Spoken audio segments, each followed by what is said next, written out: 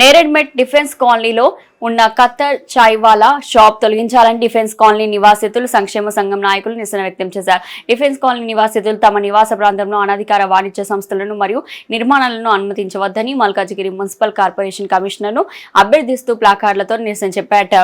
ఇక్కడ నివాసితులు తీవ్రమైన ప్రజా ఇబ్బందులను భరించలేకపోతున్నారు. ఇది ఎవరికి వ్యతిరేకంగా ఖత్తర్ చాయ్వాలా కార్యకలాపాలను డిఫెన్స్ కాలనీలో ఆస్తులు కొనుగోలు చేసి ఇల్లు కట్టుకున్న నివాసితులకు ఇది ఒక అసౌకర్యంగా కలిగిస్తుంది. కానీ గత కొన్నేళ్లుగా ఈ నివాస ప్రాంతంలో వాణిజ్య కార్యకలాపాలు పుట్టగొడుగుల్లా పెరిగిపోయాయి. ధూమపానం వల్ల ఊపిరి పీల్చుకోలేకపోతున్నాం. ఈ కూడలో సందడి చేసే ఆ వేల జన సమూహం కూడా మా కుమార్తెలు సురక్షితంగా నడవలేకపోతున్నారు. 60 అడుగుల రోడ్డుపై బైక్ రేసింగ్ నిర్వహిస్తున్నారు. మరియు ఆ శబ్ద కాలుష్యం మా చెవులను చిల్లులా పడేలా చేస్తుంది. అబ్బాయిలు మరియు అమ్మాయిలు ధూమపానం చేస్తూ బీర్ సీసాలతో కొట్టుకుంటూ అరుస్తూ కనిపిస్తున్నారు. మా కుటుంబాలు స్వేచ్ఛను కోల్పోతున్నాయి. కాబట్టి అధికార యంత్రాంగం వెంటనే స్పందించి చర్యలు తీసుకోవాలని ప్రార్థన.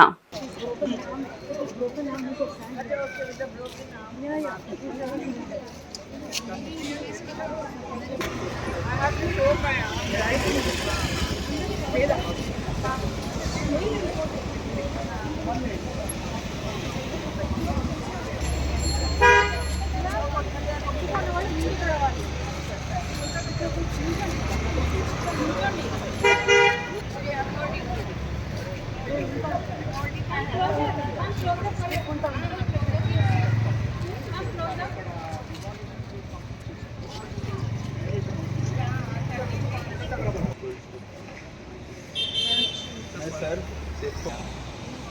क्या होगा उसके बाद पुलिस वाले लास्ट टाइम వచ్చేది ఈ జస్ట్ బిగినింగ్ పైకోవాలి పైకంటే ఏది ఐపీఎస్ అంటారా ఈ పైకోవాలి.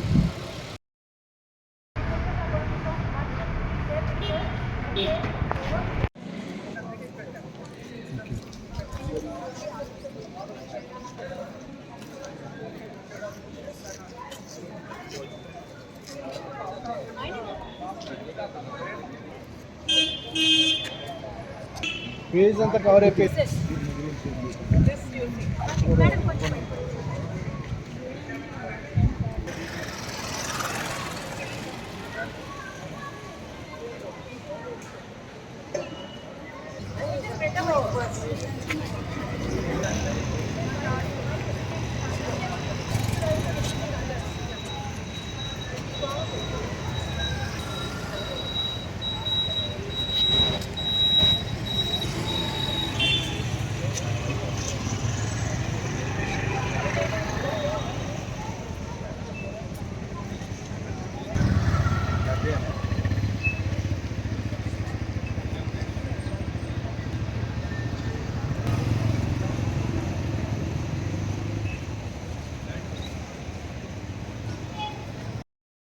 ఇక్కడ ఈ వీధిలో ఈ హోటల్ పెట్టడం వలన అందరికి చాలా ఇబ్బంది అవుతుంది. మెయిన్ మేము అటు ఇటు తిరగాలంటే అందులో ఓల్డేజ్ వాళ్ళం కొంచెం మాకు అంటే ఎలా అంటే వెళ్ళేటప్పుడు వచ్చేటప్పుడు ఈ బైక్స్ అడ్డమైపోయి అందులో మా హస్బెండ్ కొంచెం జాగ్రత్తగా పట్టుకొని తీసుకెళ్లాల్సి వస్తుంది.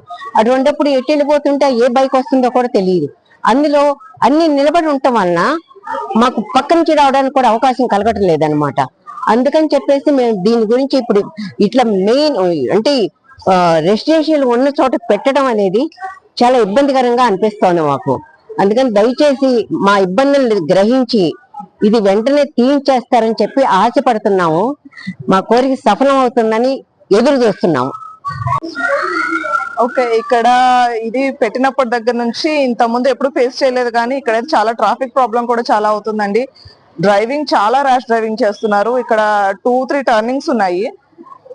ఈ కర్వ్స్ దాటేటప్పుడు లిటరల్లీ పిల్లలతో వాక్ చేస్తున్న వాళ్ళకి కూడా ఐ డోంట్ థింక్ అది సేఫ్ కాదు అనిపిస్తుంది. I'm resident of this colony. అయితే ఈ మధ్య మాకు మెయిన్ రోడ్ కమర్షియల్ అయిపోయింది కాబట్టి మాకు అక్కడ చాలా ట్రాఫిక్ జామ్స్ అవుతున్నాయి. Most of us are using the 60 feet road అండి. నేను చాలా సార్లు ఈ రోడ్ లో వెళ్తుండగా నాకు అసలు ఫ్రీ లెఫ్ట్ ఉండదు.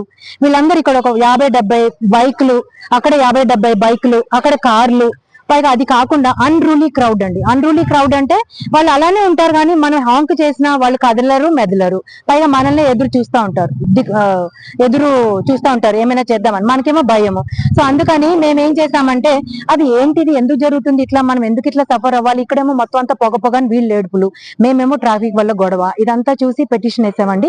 నేను 18th December నాడే పెటిషన్ వేయడం జరిగింది. ఎప్పుడైతే మాకు తెలిసిందో ఈ కట్టర్ చాయ్ వాళ్ళు ఇక్కడ షిఫ్ట్ అవుతుందని చెప్పి, అప్పుడే నేను భయపడుతూ వెళ్ళాను. ఎందుకంటే నా వెనకాల ఎప్పుడు ఎవరు లేరు, నేను ఒక్కదాన్ని పిటిషన్ వేసాను. ఆ తర్వాత February 23rd ప్రజావాణి, మల్కాజ్గిరి మున్సిపల్ కార్పొరేషన్ కి 2nd ప్రజావాణి సార్. అప్పటి నుంచి ఎవ్రీ ప్రజావాణిలో నేను టేకప్ చేసి ఫాలోఅప్ చేసుకుంటూ ఆఖరికి 4th April నాడు మన DC గారు రావడం జరిగింది. తర్వాత నెక్స్ట్ డే 28th March నాడు జోనల్ కమిషనర్ రావడం జరిగింది.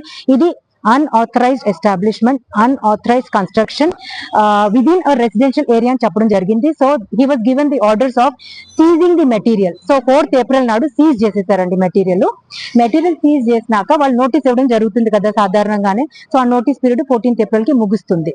సో ఈలోగా నేను లా అండ్ ఆర్డర్ ప్రకారంగా కూడాను నేను అవినాష్ మోంతి సార్ని, ఆ తర్వాత వారేమో డీసీపీకి వెళ్ళమని, తర్వాత డీసీపీ ట్రాఫిక్ అందరూ వాళ్ళ డ్యూటీలు చేసుకున్నారు, వాళ్ళ ఇన్స్పెక్షన్ జరిగింది, సవ్యంగానే జరిగింది. సో ఇప్పుడు ఏంటంటే మేము మా బాధ ఇట్లా ప్లెకార్డ్స్ తోటి వ్యక్తం చేసుకోవాలనే ఒక కోరిక కలిగింది. అందుకని మిమ్మల్ని కోరుకోవడం వల్ల మీరు వచ్చారు. So this we would like to present tomorrow in Prajavani sir to sir మా కమిషనర్ సార్ రేపు వస్తున్నారు, రేపు వస్తామని చెప్పారు. So we want justice sir, we just want to live in peace and we want safety and security of our children, of our women and our daughters and seniors sir. ఇది ఒకటే కోరుకునేది, మేము ఎవరు అగేన్స్ట్ గా ఏం మాట్లాడలేదు.